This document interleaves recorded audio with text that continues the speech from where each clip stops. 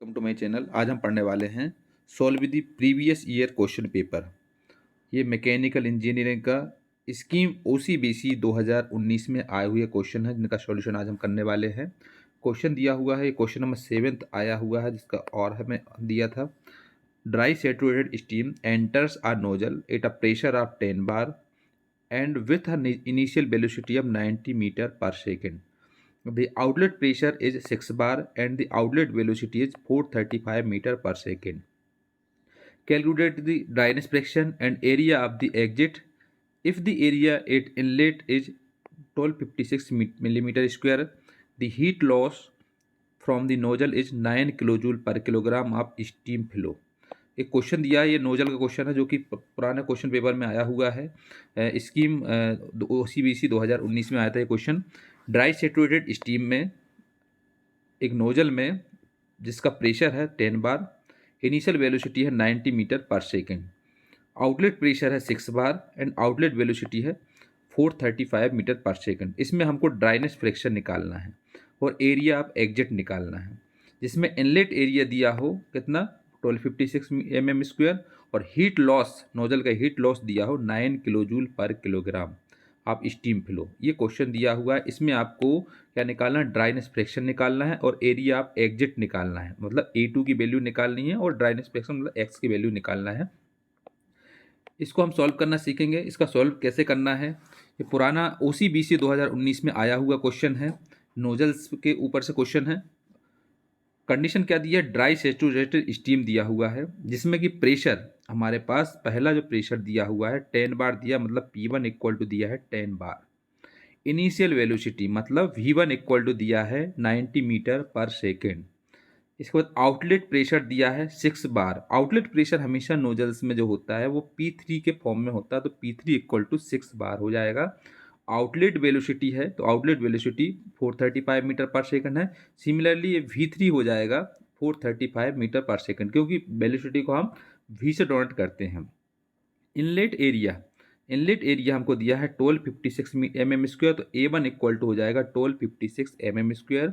इसको metre square में convert करेंगे तो 1256 इंटू 10⁻⁻6 मीटर स्क्वायर हो जाएगा, क्योंकि 10⁻6 का हम डिवाइड करते हैं तो हमारे पास इस टाइप में आ जाएगा। लॉस, जो हीट लॉस दिया हुआ है नोजल का, वो दिया है, लॉस दिया है 9 किलोजूल पर किलोग्राम। ये क्वेश्चन है जो कि क्वेश्चन नंबर 7 में आया हुआ है। इसका और है मैकेनिकल इंजीनियरिंग स्कीम OCBC 2019 में। सो गिवन लिखा, P1 हो जाएगा 10 बार, V1 हो जाएगा 90 मीटर पर सेकेंड, P3 हो जाएगा 6 बार और V3 हो जाएगा 435 मीटर पर सेकेंड। A1 हो जाएगा 1256 mm², मतलब मीटर स्क्वायर में चेंज कर देंगे। लॉस 9 किलो जूल है। याद रखना है, अगर हमको इनलेट प्रेशर, इनलेट वेलोसिटी दी है तो P1 V1 से लेना है। अगर इनिशियल वेलोसिटी और इनिशियल प्रेशर दिया है, फाइनल आउटलेट प्रेशर और आउटलेट वेलोसिटी दिया है तो P3 V3 से लेना है। इनलेट एरिया A1 रहेगा और लॉस हमको 9 किलोजूल पर किलोग्राम दिया हुआ है। सबसे पहले इसमें हम निकालेंगे ड्राइनेस फ्रैक्शन निकालना है। पहले हम निकालेंगे इसमें ड्राइनेस फ्रैक्शन। तो ड्राइनेस फ्रैक्शन के लिए हम x3 से नोट करेंगे। So let x3 equal to लेंगे dryness fraction of steam at the exit. Steam को एग्जिट करने में जो ड्राइनेस फ्रैक्शन रहेगा उसको हम x3 से नोट करेंगे। तो फ्रॉम स्टीम टेबल, इसमें हम स्टीम टेबल का यूज करना पड़ेगा। From steam tables corresponding to a pressure of 10 bar we find that enthalpy of dry saturated steam. Dry saturated steam में प्रेशर 10 बार के प्रेशर पे स्टीम टेबल से हम वैल्यू चेक करेंगे तो H1 आ जाएगी हमारे पास, H की वैल्यू आ जाएगी H1 2776.2 किलो जूल पर किलोग्राम। और Vg की वॉल्यूम जो है उसका आ जाएगा तो Vg1 ड्राई सैचुरेटेड स्टीम है, इसलिए Vg1 इक्वल टू हो जाएगा 0.1943 मीटर बेस टू क्यूब पर किलोग्राम। ये आपको दोनों चीज़ें आ जाएंगी स्टीम टेबल के द्वारा, H1 की वैल्यू और ये Vg1 की वैल्यू। इससे हम स्टीम टेबल से निकालते हैं 10 बार के प्रेशर से, क्योंकि हमको प्रेशर दिया था 10 बार। अब सिमिलरली क्या करते हैं, करस्पोंडिंग टू प्रेशर ऑफ 6 बार, एक 6 बार भी प्रेशर दिया था उसके आधार पे भी हम वैल्यू निकालेंगे। सो वो हमारे पास 3 स्टेज पे लेना है। So we find that HF3 हो जाएगा 670.4 किलो जूल पर किलोग्राम, HFG3 हो जाएगा 2085 किलोजूल पर किलोग्राम और VG3 की वैल्यू आ जाएगा 0.3155 मीटर क्यूब पर किलोग्राम। ये वैल्यू हमको निकालना है स्टीम टेबल के द्वारा 6 बार के प्रेशर पे। तो HF3, HFG3 और VG3 आ जाएगा। सो आगे करेंगे। We know that for a steady flow through the nozzle, steady flow through the nozzle के लिए फार्मूला हमको ये वाला लगाना है इनिशियल के लिए और फाइनल के लिए। तो इनिशियली और फाइनल के लिए ये वाला फार्मूला को याद रखना पड़ेगा। इस फार्मूले से हम क्वेश्चन कर पाएंगे। पहला H1 plus 1/1000 V1² upon 2 equal to H3 plus 1/1000 V3² upon 2 plus losses.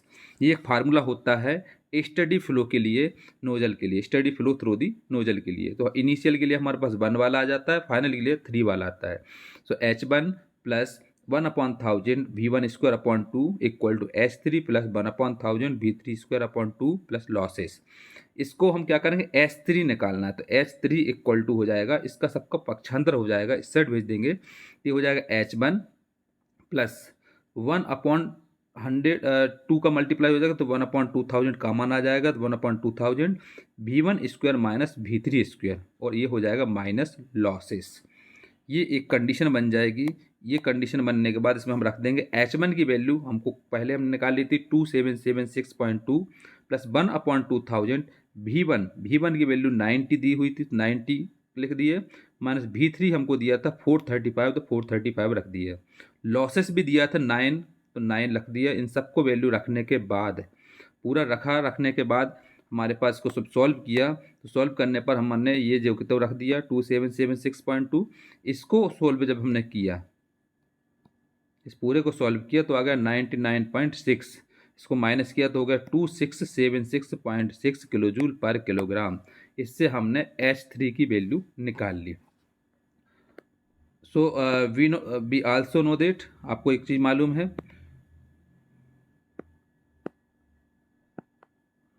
Wait steam के लिए आ जाएगा इसमें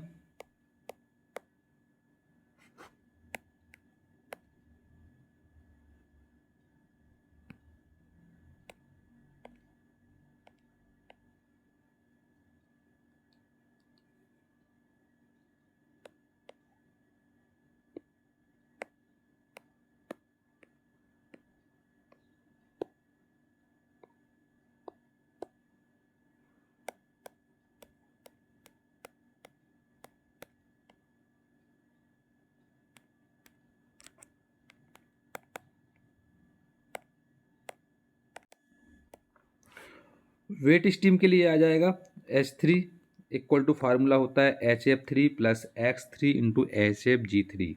वैल्यू रख देंगे H3 हम ये वाली रख देंगे वैल्यू तो 2776.6। HF3 हमने ये निकाली हुई है इसमें तो 670.4 रख दिया, प्लस X3 हमको निकालना है। HFG3 ये वाला दिया है तो 2085। इनको जब हमने सेपरेट किया तो हो जाएगा X3 इक्वल टू आ जाएगा 0.962। इससे हम ड्राइनेस फ्रैक्शन निकाल लेते हैं। ये ड्राइनेस फ्रैक्शन होता है। ड्राइनेस फ्रैक्शन निकालने के बाद हम निकालते हैं इसमें area of exit. Area of exit A3 equal to हो जाता है एरिया ऑफ एग्जिट, जिसकी यूनिट होती है मीटर स्क्वायर।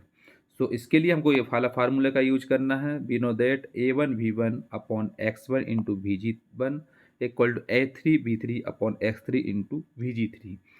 हमको ये लगाना है कंटिन्यूटी इक्वेशन टाइप में। तो हमारे पास A1 V1 इनिशियल के लिए 1 वाली कंडीशन लेना, फाइनल के लिए 3 वाली लेना है।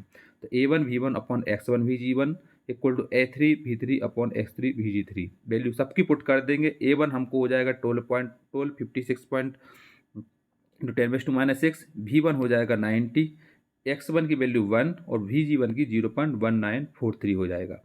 A3 हमको निकालना, इसलिए हम A3 को हम जो कहते हैं लिख देंगे। V3 हमको दिया था 435, X3 हमने निकाला 0.962, VG3 हो गया 0.3155। इसको रखने के बाद इसको जब हमने प्राइस सैचुरेटेड स्टेट में हमारे पास X1 की वैल्यू 1 ली जाएगी। सो A3 इक्वल टू हमारे पास आ जाएगा, इसको सेपरेट करेंगे तो 406 इंटू 10⁻⁻6 मीटर स्क्वायर। इसको हम 406 mm स्क्वायर भी लिख सकते हैं। ये आ जाएगा area of exit. Area of exit इस टाइप से निकालना है। सो ये क्वेश्चन आया हुआ था प्रीवियस ईयर में, तो इस क्वेश्चन को हमने कंप्लीट कराया है। इस टाइप से इस क्वेश्चन को करना है। अगर नोजल्स का क्वेश्चन आता है, आपको एरिया ऑफ एग्जिट निकालने आए, तो इस टाइप से आपको निकाल सकते हो।